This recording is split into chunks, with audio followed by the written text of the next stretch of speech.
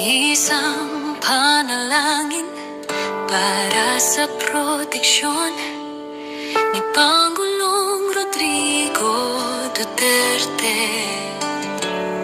Amang makapangyarihan, hari ng katarungan, sa iyo itinataas ang aming pinunot bayan.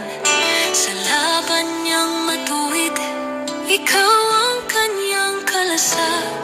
Sa gitna ng pagsubok, ikaw ang kanyang lakas.